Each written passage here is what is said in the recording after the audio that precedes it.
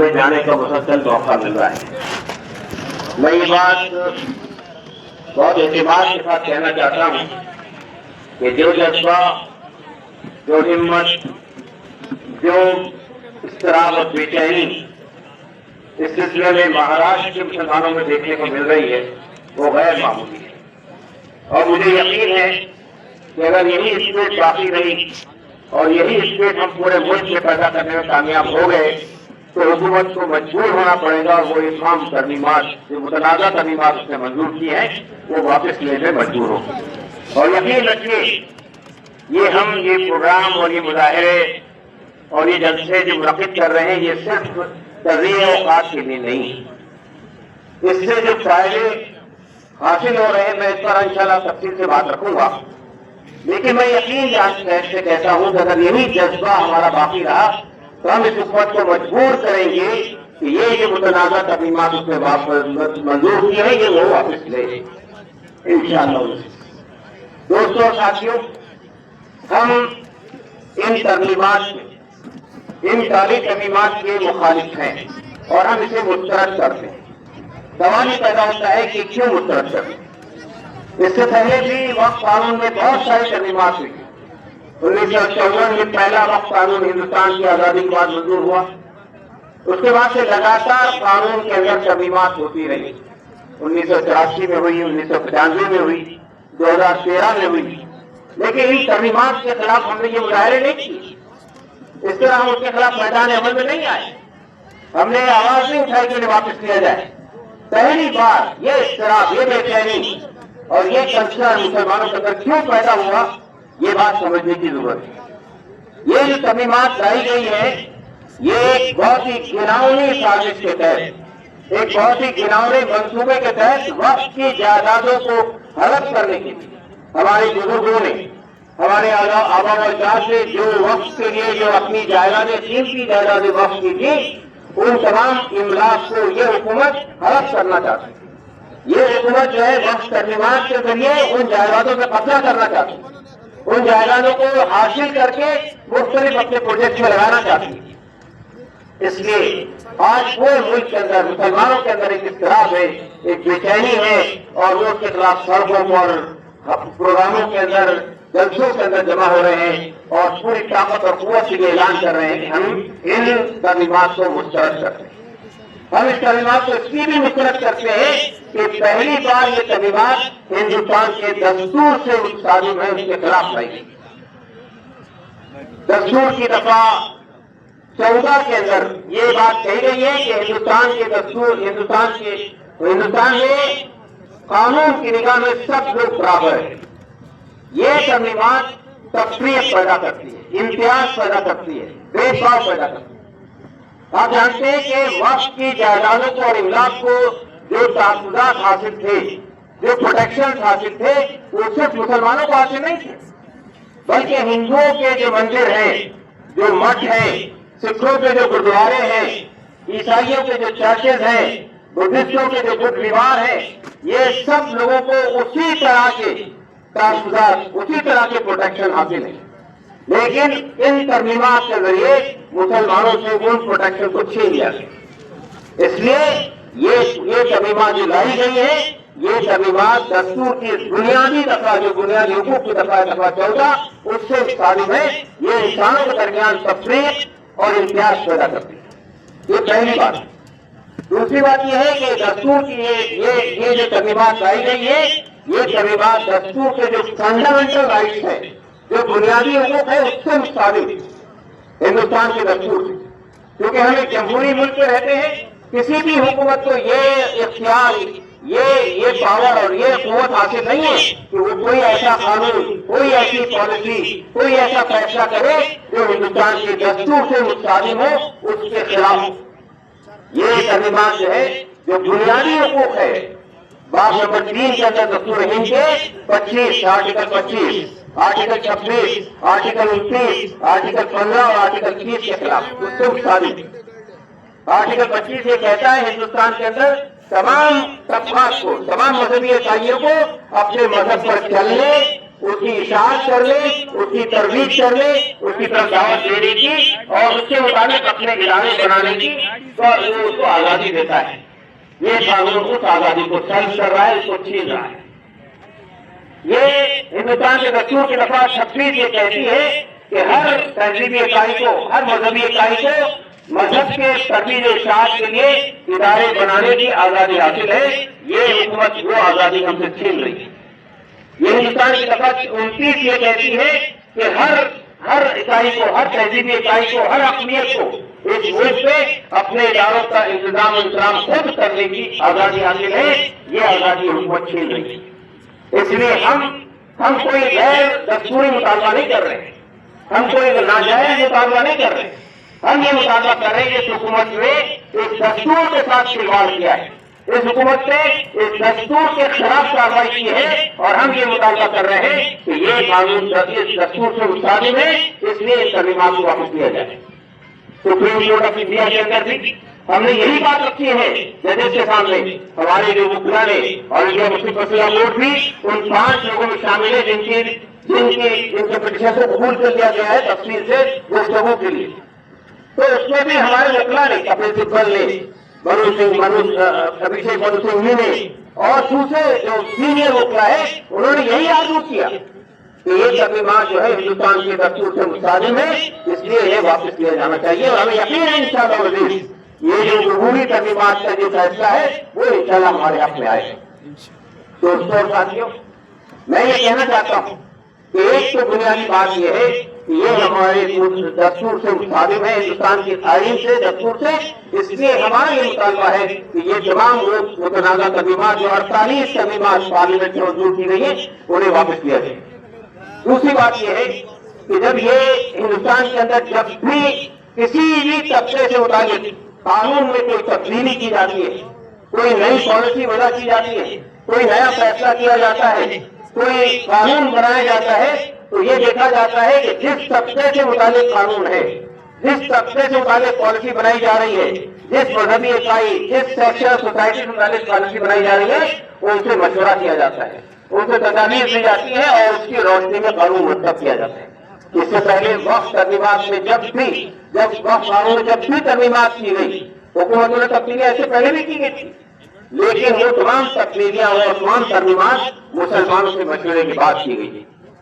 آپ کو معلوم ہونا چاہیے کہ 2013 میں منموہن سنگھ کی سرکار میں بہت تفصیل سے ترمیمات کی گئی تھی، لیکن کئی دن تک کے منسٹری آف مائنڈری افیئرس نے مسلمانوں کے علماء سے، ان کے دانشوروں سے، ان کے ارباب حلف سے کئی گھنٹے تک مشاورت کی، اور اس کے بعد وہ ترمیمات کی گئی۔ ہم سب لوگ اس میں شامل تھے، اور وہ ترمیمات کی گئی تو مسلمانوں کو اس کو اعتماد تھا، سیکٹر کمیٹی کی سفارشات کو سامنے رکھا گیا تھا، اور وہ ترمیمات جو کی گئی تھی اگر وہ واقعتاً نافذ ہوتی تو آج ہندوستان کا نقشہ بدل چکا ہوتا تھا جہاں تک وقت کا تعلق۔ لیکن یہ 2013 ختم ہوا اور 2014 کے اندر یہ حکومت ایک سستائی اور ثقافت حکومت ہے اقتدار میں آ گئی، اور اس نے ان تمام ترمیمات کو جو 2013 منظور کی گئی تھی نافذ یہ نہیں ہونے دیا۔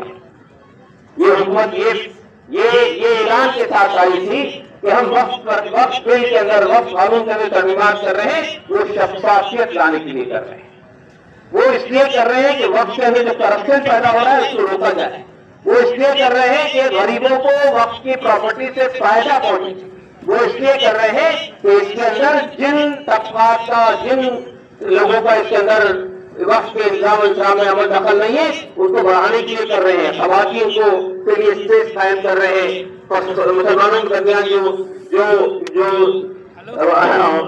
دوسرے طبقے ہیں جن کا ریپرزنٹیشن نہیں ہے ان کے لیے اس کا بنانے کے لیے کر رہے ہیں۔ لیکن اگر آپ دیکھیں گے اس پورے قانون کو تفصیل سے 48 ترمیمات ہیں، ان کو اگر آپ دیکھیں گے تو اس میں کسی میں بھی کوئی ایسی چیز نہیں ہے جو دعوے اس نے حکومت میں کیے ہیں۔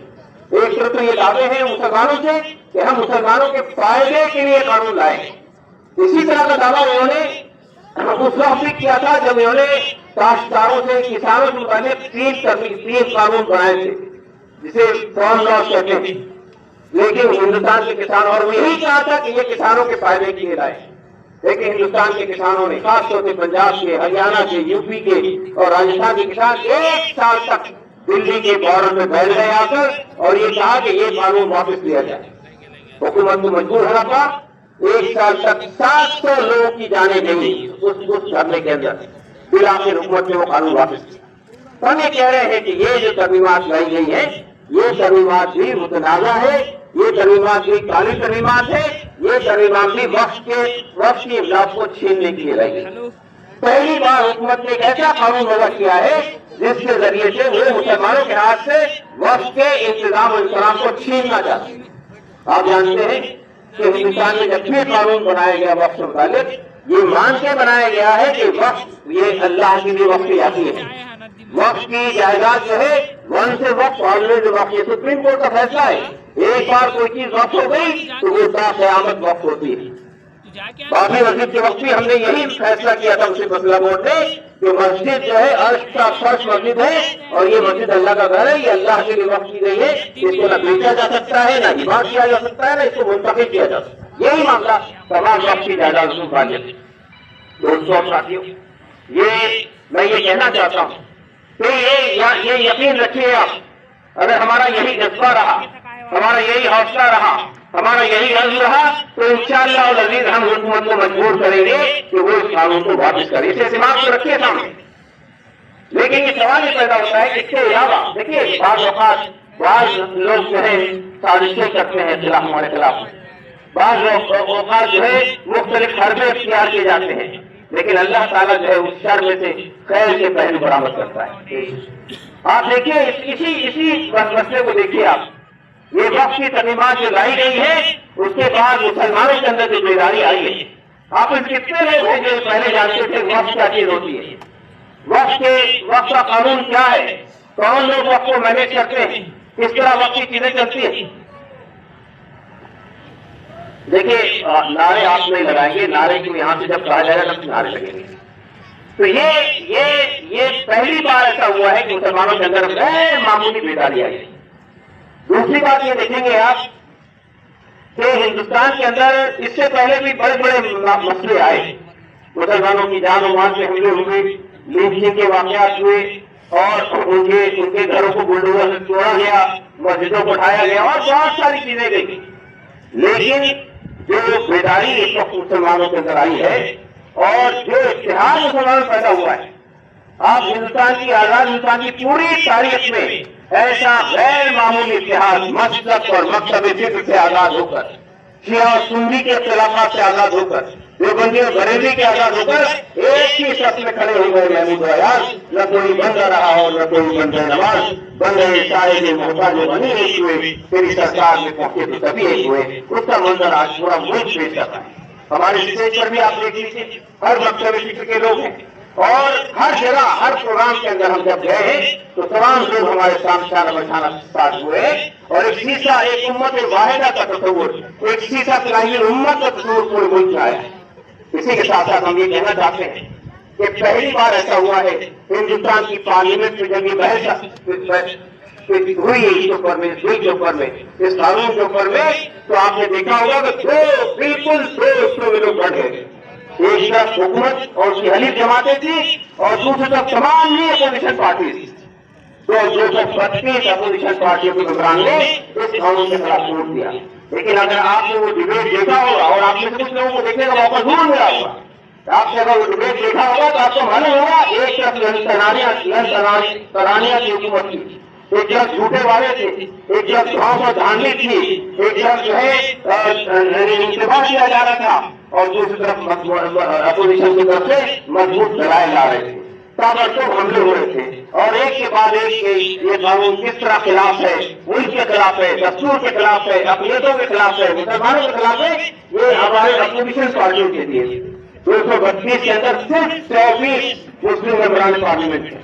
باقی سب غیر مسلم تھے, وہ پوری طرح آپ کے ساتھ کھڑے تھے اور رات کے 2:30 بجے یہ جیل پر ووٹنگ ہوئی ہے. رات کے 2:30 بجے تک ایک فرد بھی پارلیمنٹ سے باہر نہیں گیا.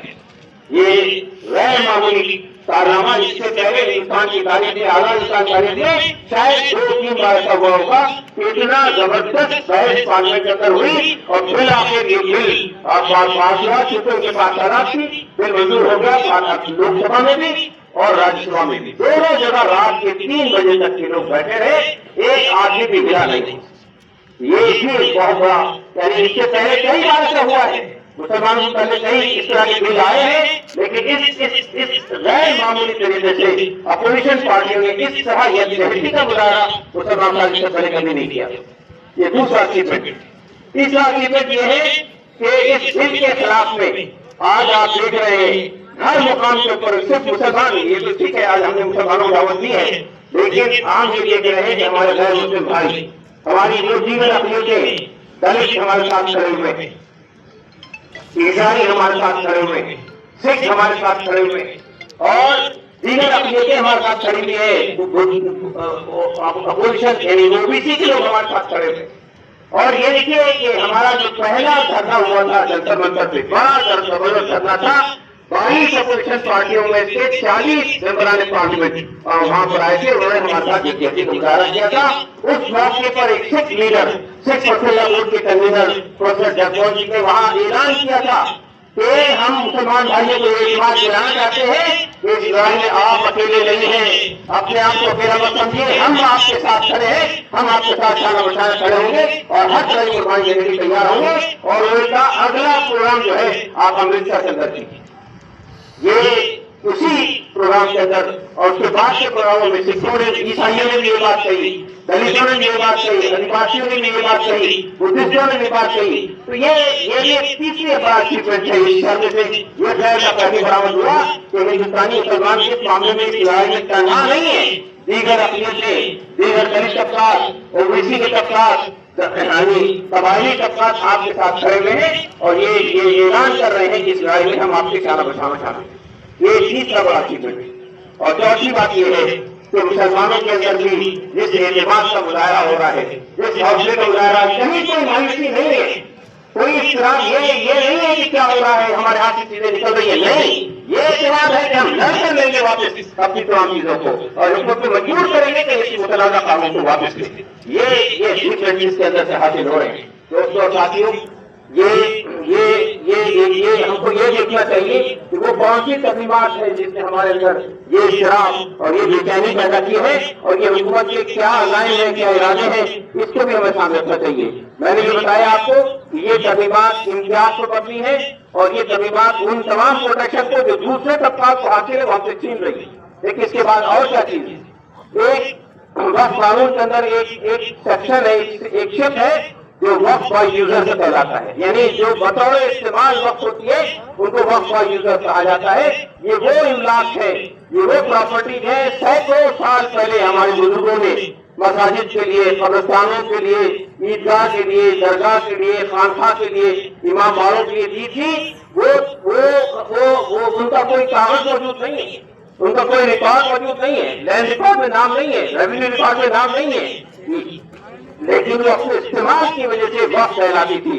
تو اس لیے کہا گیا کہ چاہے ان کے پاس کوئی کاغذ ہو یا نہ ہو، چاہے ان کے پاس کوئی دستاویز ہو یا نہ ہو، چاہے ان کا کسی ریکارڈ میں نام ہو یا نہ ہو، استعمال کی وجہ سے وہ وقف قرار پائیں گی۔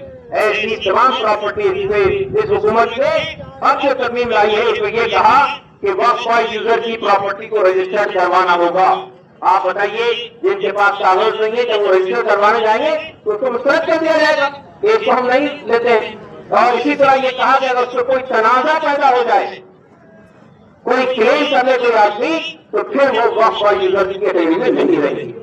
آپ کو معلوم ہونا چاہیے ہندوستان کی 8 لاکھ مساجد میں سے 4 لاکھ مساجد ایسی ہیں جو وقف بائی یوزر کی کیٹیگری میں آتی ہیں، جو سینکڑوں سال پہلے وقف کی گئی تھی۔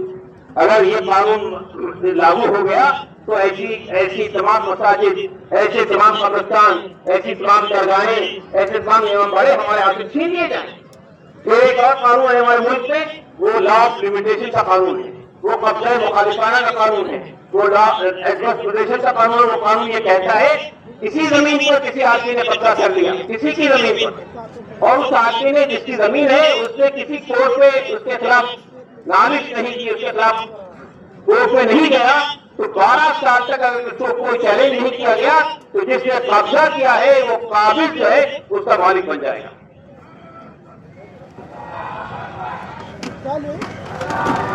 لیکن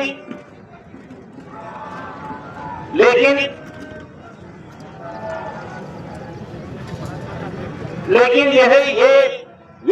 یہ جو وقت کی املاک ہے، چاہے مسلمانوں کی ہو، عیسائیوں کی ہو، سکھوں کی ہو، وہ تمام املاک کو اس سے استثناء قرار دیا گیا، ایگزمپٹ کر دیا گیا۔ آپ لوگ تقریر سننا چاہتے ہیں یا بند کر دوں؟ دیکھیے،